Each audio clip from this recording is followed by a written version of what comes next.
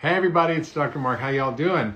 It's Friday. It's snowing up in the Berkshires where I live, and I'm very focused on immunity because we've now got 90,000 people a day who've gotten COVID.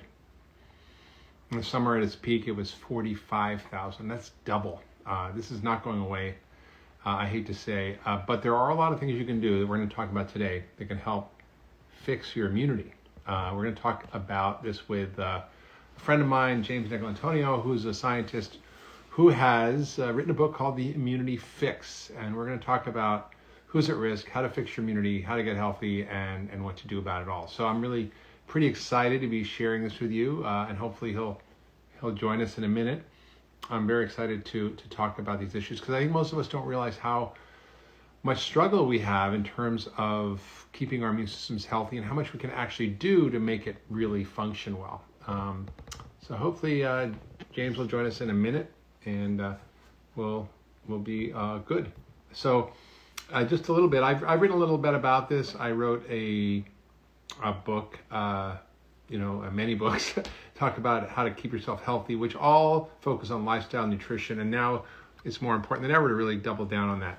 But there are a lot of things you can do that I didn't talk about in those books that I've written about in an article called Functional Medicine Approach to COVID-19, which I wrote, not running for president. I'm not running for president, I'm sorry. But I get it. We need a coherent voice in Washington. So we need to think about how to deal with this. And this article was called drhyman.com/C19. I talk about food, I talk about lifestyle, I talk about immune boosting foods, and I talk about the right supplements, and how do we actually do all that. So I'm gonna talk to James Nicole in a minute. Hopefully he'll join us and get on game, and we'll be able to start. But his book is a really great addition to this conversation, which we're all thinking about, which is how do we get ourselves immunoresilient. I think this is him. I think this might be him. Here we go. Here he comes. So James is coming, and we're going to get right into the deep conversation about our meeting. Welcome, James. How you doing, buddy? Good, Mark. How's it going? Good. I'm doing good. This Good. is quite a moment, isn't it? I was just sort of chatting a little bit before you jumped on about how, this week is almost about 90,000 cases a day. It's wild. It's really growing very rapidly. We hit record numbers just last Friday at 83,000, and then they just published this morning, in the New York Times and other articles that we hit 90,000. So we're on a path to 100,000 cases a day in the United States, which we just jumped from 8 million to 9 million COVID cases in 2 weeks, the last 2 weeks. And at this rate, we're like a million every 10 days. Exactly. Once we hit the 100,000 a day mark, which looks like it's going to happen in about 10 days. Exactly. We're going to be hitting 1 million COVID cases every single 10 days, basically. Or more, because as more people get it, more will spread. So it's not going to be staying at 100. It might go to 150 or 200,000 cases a day, which is kind of staggering when you think about it. And I think people are kind of sick of being locked down. People are sick of being not able to be with their family and friends. People are being more liberal in their activities. And I think, we're in a moment where we have to sort of stop and go, wait a minute, how do we protect ourselves? How do we make sure that we're less likely to get sick? And if we get sick, how do we make sure we don't get very sick and end up in the hospital? I mean, hospitals are being overwhelmed in many states now. Hospitalizations are going up, deaths are going to follow. And we're back in a situation we were back in March, where it was sort of out of control. And I think there's a lot of reasons for that. Obviously there's a lot of sort of mismanagement, I think, of our approach to this. We should have really thorough testing, which we don't have fully accessible.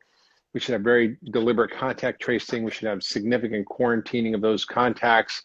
We should be limiting social gatherings. We should be having social distancing and masks. I don't know why that's controversial, but I mean, you wouldn't want your surgeon operating on you when he's got no mask on, and you wouldn't want someone coming over to your house who has the flu and sneezing and coughing all over you without a mask on.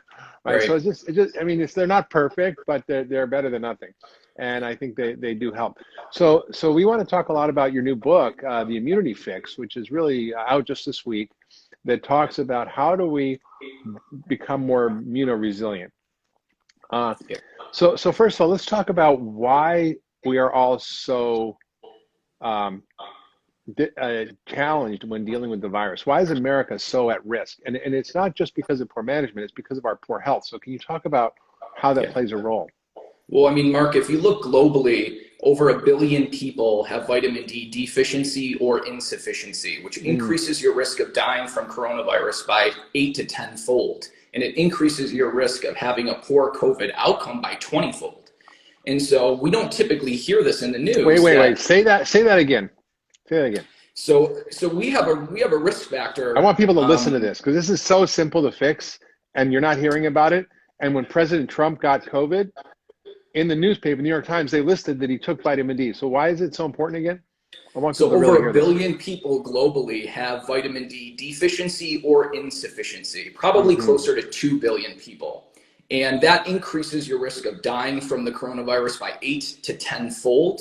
And it increases the risk of having a poor COVID outcome by 20-fold. Now those are hazard ratios equivalent to what we see with smoking cigarettes and lung cancer. And yet you don't ever hear about that there is this. That's a 2,000% increase in your risk of having a bad outcome. Exactly. And yet you don't hear it on the news. It's not discussed. And really it's a travesty that we're not taught that we are actually in control of our health. And there's just quick, simple fixes to sort of get people's immune systems back on track. So that's really important. And I think the other reason is not just vitamin D deficiency, but I've spoken a lot about this, is that our overall health is really poor and we're metabolically unhealthy. And it means our immune systems are poorly functioning because we're overweight or obese, or we have nutritional deficiencies. And these are why America is so at risk. You know, in China, there's 3 cases of COVID for every million people. Sorry, deaths. There's 3 deaths for every million people. In America, it's 500 deaths for every million people. Why is that? Well, there's many reasons. They're much more restrictive in the lockdown and so forth. But also, we are a country where 42% of us are obese, and in China, it's 2.6%. So maybe that has something to do with it. Well, it's been estimated that 88% of American adults have basically poor metabolic health. And essentially that increases your risk of dying from the coronavirus by 3.5-fold. And it increases the risk of ending up in the ICU with COVID by almost 5-fold. So we're just a population that is, 8 out of 10 US adults are metabolically sick. And so the one takeaway that people should get from this discussion, and I cover this in the immunity fix, is that your metabolic health and how sick you are is going to determine how virulent a virus is. And so if you can improve your own health, that is going to improve your resistance and how worse of an outcome you could have if you get a viral infection. So what you're saying is so critical. We can wait around for the government to fix it, but there is so much that we can do individually to upgrade our health metabolically. 100%. And I think, Mark, here's a really good example. So you can take a non-lethal virus called coccidiovirus. Essentially, it doesn't really cause much issue. Some children will get hand, foot, and mouth. But if you are selenium deficient and you get coccidiovirus, it ends up leading to something called Keyshawn disease or cardiomyopathy. So essentially, if you're deficient in just one nutrient, this takes a non-virulent virus and puts these people into cardiomyopathy. And you can treat these people simply by giving them selenium. So that just goes to show you one simple nutrient. And I know you covered this as well because we were on a mutual presentation, that people from selenium poor populations and poor selenium intake are at a 300% higher risk of having a poor COVID outcome. So it just goes to show you how important nutrients are to your overall and you're health. 5 times less likely to die if your selenium levels are good. and we're talking pennies a day. Why isn't this headline news? Why isn't every American right now on a multivitamin and vitamin D? Well, I think because people don't realize how important nutrients interact with the immune system, and how if you can understand that all your immune cells come from your bone marrow, and that your immune cells have vitamin D receptors on them, and immune cells take up vitamin C. I think we just need to educate people more on sort of how nutrients work with our immune system to sort of kind of, support it.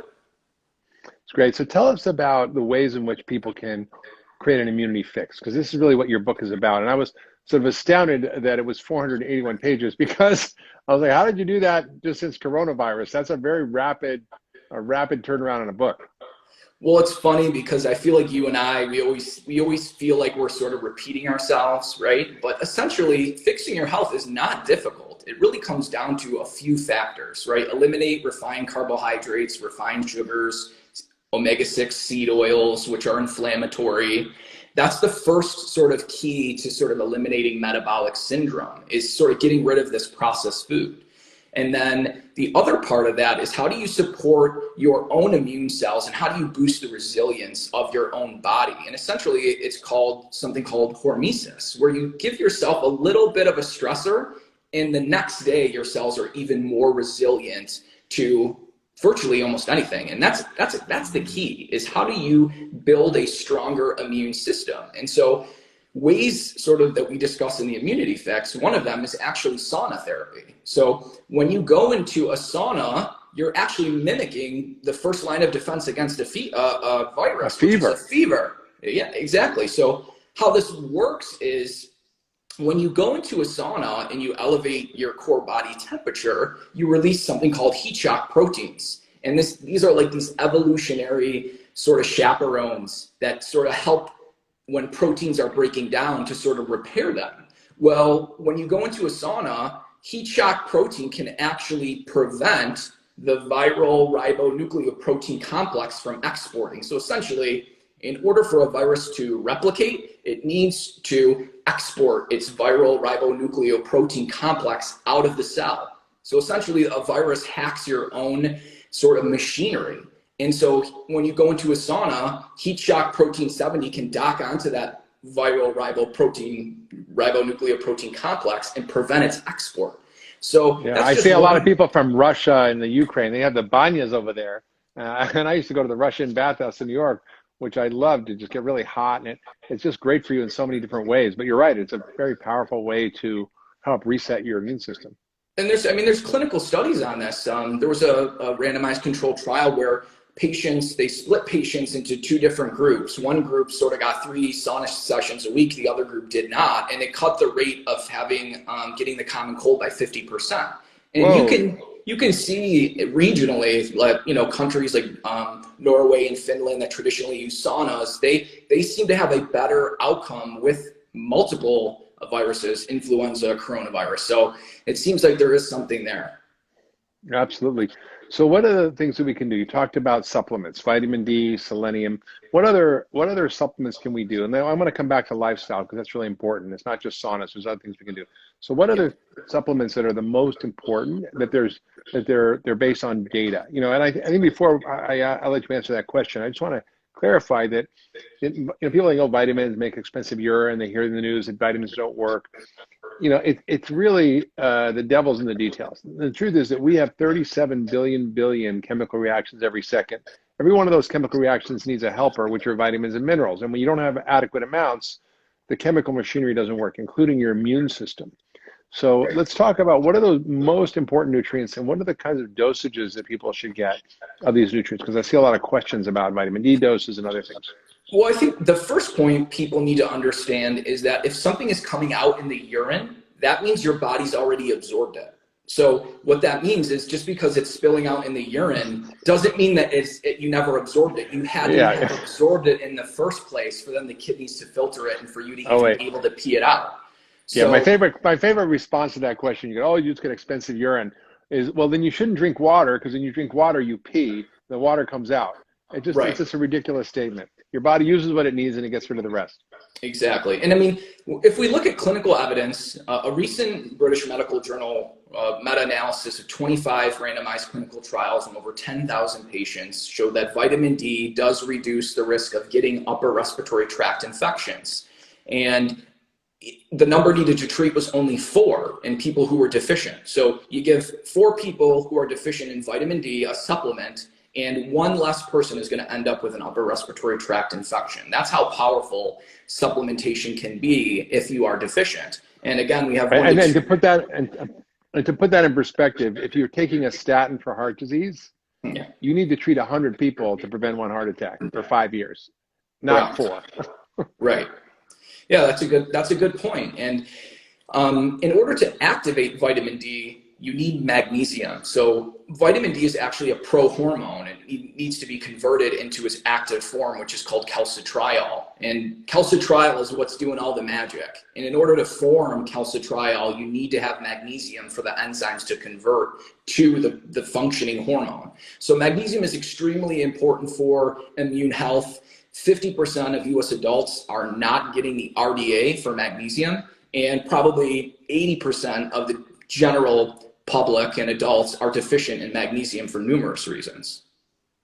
Yeah, you're so right. There's a lot of questions about how do I test and so forth. And there are tests for magnesium, there are tests for vitamin D, there's tests for selenium. But the truth is that if you take a good multivitamin that has all these nutrients in it, you might take an extra vitamin D and extra magnesium, you're going to get 90% of what you need. And it's so easy to do, and it works. And it really is important for people to understand that this is not some quacky idea, but this is really science-based data that is just ignored by traditional medicine. I mean, why did they give President Trump vitamin D and zinc in the hospital? Because there's data. Now, why isn't the CDC telling us all to do this? Why isn't the government telling us to do this? I have no idea, but they're all talking about the latest drug and the latest vaccine. The supplements are basically pennies a dose, and I think we should be using those to help us, particularly in this time. So what else in terms of the lifestyle effects that we should be thinking about besides a multivitamin and vitamin D and fish oil? And is there any other supplements you think we should take? Well, the elderly are the most susceptible to the coronavirus, and if you look specifically at the elderly, giving them zinc and copper has been shown to significantly reduce mortality. That was in the ARED study. So they gave 40 milligrams of zinc and 1 milligram of copper twice a day. And zinc supplementation in anyone who is 55 to 80 years old has been shown to cut the incidence of upper respiratory tract infections by 50%. And that includes influenza, common cold, and things like that. So zinc and copper are extremely important. They form our own endogenous antioxidants, and they help boost the immune system, essentially. So we've got zinc, we've got selenium, we've got vitamin D, we've got magnesium. What else? Yeast Beta-Glucan. So basically, baker's yeast Beta-Glucan has been shown in numerous clinical studies to reduce the incidence and severity of upper respiratory tract infections. And so what's really good about yeast beta-glucan is it's sort of like hormesis. You're ingesting a cell wall of a foreign substance, and that puts the immune system more on sort of like a higher surveillance, and it sort of activates the immune system, and it makes it stronger in a way. And there's at least a dozen clinical studies showing that if people who exercise, which can, if you exercise for over 60 minutes, you can increase your risk of an upper respiratory tract infection anywhere from 2 to 6-fold. And beta-glucan has been shown to reduce the incidence and severity of those types of infections by 50% on average. So beta-glucan, I know it comes from baker's yeast, but I want to be clear. We're not talking about eating a loaf of bread. We're talking about taking a supplement with an extract of beta-glucan, 1,3-beta-glucan, which you can buy at the store or online. So just be clear, it's not. We're not telling you to go eat bread, because that's really bad for your immune system. Any other supplements you think are critical as we go through this? Well, in the book, I discuss a lot of supplements, and a lot of it is actually based on some of our publications. And there seems to be two things, Mark, that is going wrong with the immune system with people who have poor coronavirus outcomes. So essentially you have people who have a reduction in the production of type 1 interferons, and that's how we fight viruses. And they have a decrease in the functioning of their adaptive immune system, essentially B and T cells. And so we propose numerous nutraceuticals that can help increase your own antiviral antibodies by increasing type 1 interferons. And essentially, N-acetylcysteine, which is a way to boost glutathione, as well as glutathione, are great antioxidants, and that seems to help boost type 1 interferon response. So does spirulina. So does alpha lipoic acid.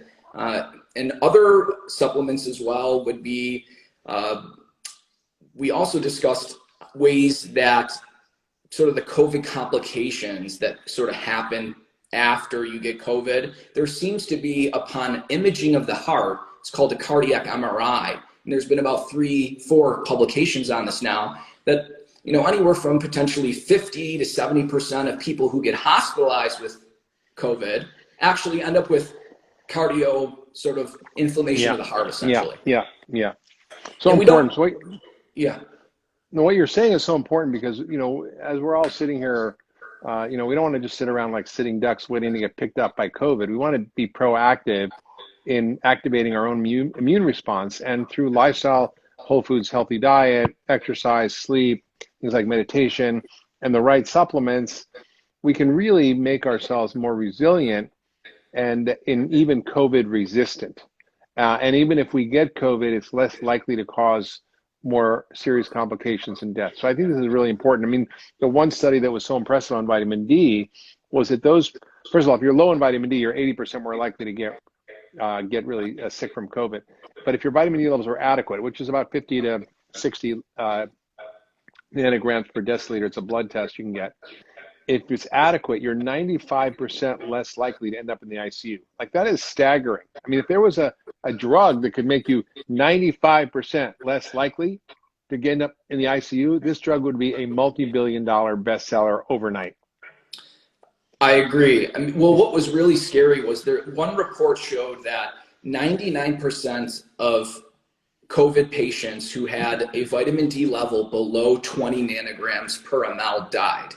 88% below 30 nanograms per ml died, and only 4% of people who had sufficient vitamin D levels of 31 nanograms per ml or higher died. So it goes to show you that vitamin D deficiency is a huge problem, and it increases the risk of dying by at least tenfold. Yeah. It still makes me sad. I see some comments that COVID is a hoax. Just walk into an ICU, walk into a hospital, talk to the healthcare providers. It's not a hoax. This is real. It's not going away. And I'm really sad to see those comments, because I think it doesn't really understand the gravity of what's happening to us as a society. And I think all you have to do is walk into a hospital where the COVID rates are spiking, go to the ICU, talk to the providers, see these patients. I've seen it. It's not pretty. It's not fun. And it's terrifying.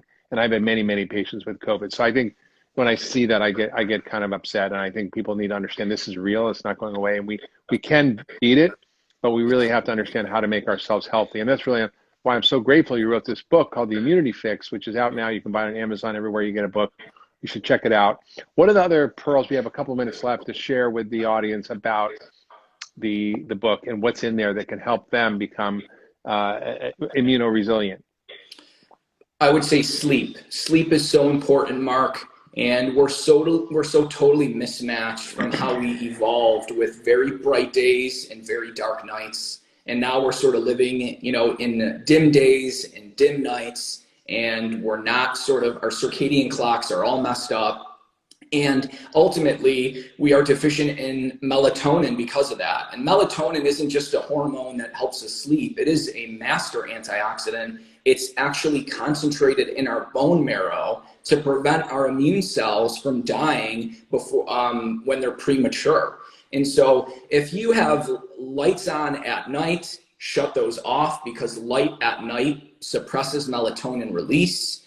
If you are stuck in an office, use the blue blocker glasses, right?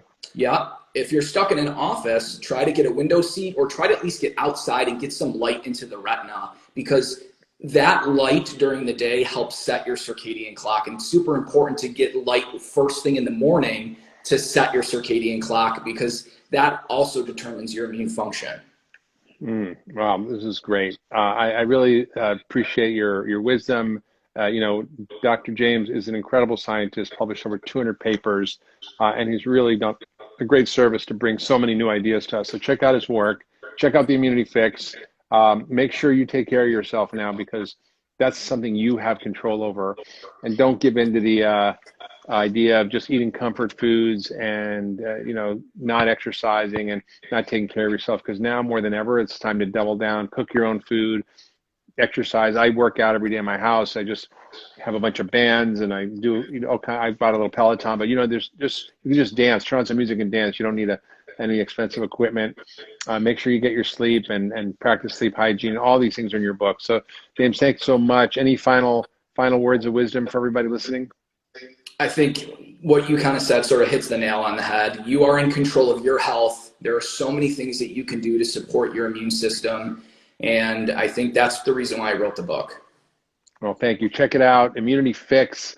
And it's available everywhere you can get your books. And it's really an important book in this time. We all need to fix our immune system so we can be more resilient in the face of this pandemic. So thanks a lot and good luck with all your stuff, James. Thanks, Mark. Appreciate it. Okay. See you, everybody.